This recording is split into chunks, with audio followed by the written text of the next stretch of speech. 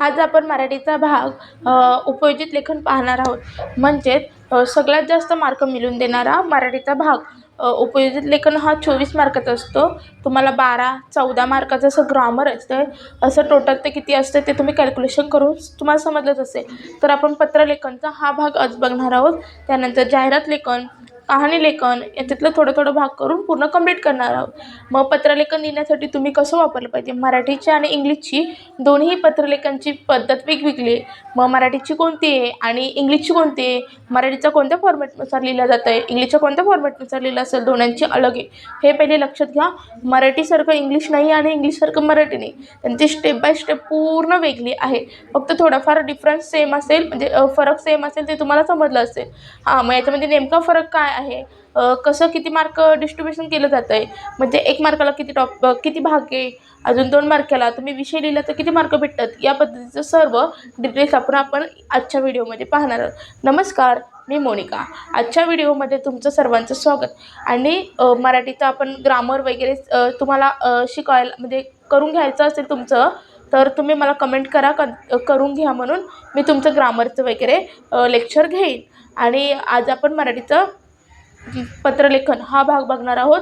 आणि असंच तुम्हाला उपयोजित लेखनचा काही भाग पुढचं बघण्यासाठी चॅनलला नक्की सबस्क्राईब करा आणि कमेंट करून सांगायला विसरू नका. त्याला आता आपण पत्रलेखनास सुरुवात करूया. तुम्हाला इथे दिसत असेल मी वरती प्रतिमा मुख्याध्यापक आदर्श विद्यालय भोपर्डी सातारा दिनांक. आता तुम्हाला हे सगळं तुमच्या कशामध्ये क्वेश्चन पेपरमध्ये दिलेलं असेल, त्याच्यामुळे हे कुठूनही तुमच्या मनाचं टाकायचं नाही आहे. फॉर एक्झाम्पल तिथेशी जो पत्ता दिला आहे तो टाकायचा. पत्ता 2 प्रकारचे असतात, जो पाठवणारा आहे तो आणि ज्याला पाठवायचा आहे तो. त्याच्यामुळे नीट समजून घ्या. इथेशी पत्ता ज्यांना पाठवायचा आहे त्यांचा पत्ता लिहायचे, आपला पत्ता लिहायचा नाही आहे. आणि त्यानंतर तुम्हाला तिथे दिनांकसुद्धा दिलेली असते. आता मी दिनांक आजचीच लिहिले, कारण मी आज लिहायला घेतले म्हणून. आणि तिथेशी जी तुम्हाला दिनांक दिलेली असेल ती तुम्ही दिनांक लिहायचे. आणि विषय भाग काय दिला आहे, 20 विद्यार्थ्यांना चित्रकला स्पर्धेत सहभागी करून घेण्याबाबत. म्हणजे चित्रकलेची स्पर्धा आहे, त्याच्यामध्ये 20 विद्यार्थ्यांना सहभागी करून घ्यायचे याबाबत. आणि आता याचा फॉर्मॅट तुम्हाला मी सांगते. नंतर बघा खाली कसं लिहिलं आहे, तुमचा ॲड्रेस, तुमचा म्हणजे जिथेशी तो तिथला ॲड्रेस दिलेला असेल तो. फॉर एक्झाम्पल जो पाठवणार आहे त्याचा ॲड्रेस. ओके, आता तो कसा फॉर्मॅट आहे ते बघूया. चला, तुम्हाला प्रति समजला असेल. आता विषय बघा. विषय याला 1 मार्क असतो, त्याच्यामुळे 1 किंवा अर्धा, त्याच्यामुळे व्यवस्थित लिहायचं. विषय तिथलाच तुम्हाला उतरवायचं आहे. बघा, 20 विद्यार्थ्यांना चित्रकला स्पर्धेत सहभागी करून घेण्याबाबत. आता तुम्हाला अजून इथे विषय वेगळा असू शकतो, मला रजा मिळण्याबाबत किंवा माझ्या मित्राला त्याचा नंबर आल्याबाबत. कारण पत्राचे 2 प्रकार असतात, तुम्हाला हे माहिती आहे, त्याच्यामुळे ते तुम्हाला माहीत आहे असं गृहीत धरून शिकवले जाते. चला, आता बघा. आदरणीय महोदय, मी इयत्ता 10वीची विद्यार्थी प्रमुख या नात्याने आपणास लिहित आहे की आपल्याला कळू इच्छिते की अनेक जणांना चित्रकला स्पर्धेत भाग घेण्यासाठी नोंद केली आहे. म्हणजे याचे पॅरेग्राफ कमीत कमी 3 करा, जेणेकरून तुमचे 1 असे 3 मार्क तिथे पडून जातील. वरती विषयाला अर्धा आणि खाली तुमचा पत्ता वगैरे असतो ना, तुम्ही लिहिलेला, ज्यांना पाठवला आहे त्यांनी पाठवला आहे त्यांचा, तो पत्त्याचा अर्धा मार्क.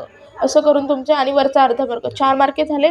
आणि ऑलराऊंड तुम्ही कुठे कसं लिहिलं त्या पद्धतीचं 1 मार्क, असे करून 5 मार्क मिळतात.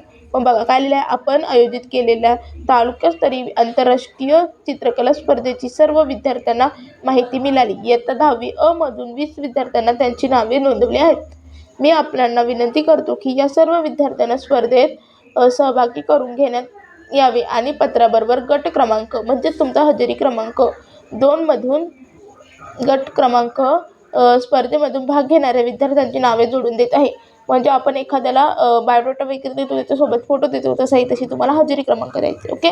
आणि कळवावे आणि तसलीबद्दल समक्ष, म्हणजे कुठे आपली काही चूक झाली असेल त्याबद्दल समक्ष करा असं सांगतात. आणि आपली नम्र मृगमयी देशपांडे आदर्श विद्यालय सातारा, हा तुम्हाला ॲड्रेस तिथं दिला असेल. तुम्हाला मी मार्काचं डिस्ट्रीब्युशन सांगितलं आहे. इथेशी तुम्हाला अर्धा मार्क भेटून जातो, इथेशी 1 मार्क भेटून जातो, किंवा अर्धा मार्क. यांचं तुम्ही 3 पॅरेग्राफ केले असेल तर तुम्हाला 1 मार्क भेटून जातो, असे 3 मार्क. इथेशी तुम्हाला 1 किंवा अर्धा मार्क, असे तुम्हाला 5 मार्क मिळून जातात. या पत्र कसं लिहायचं याबाबतची मी तुम्हाला सर्व माहिती तुम्हाला सांगितलं आहे. आणि अजून काही डिटेल्स वगैरे हवे असेल तर तुम्ही मला मेसेज करून विचारू शकता, नाही तर कमेंट करा.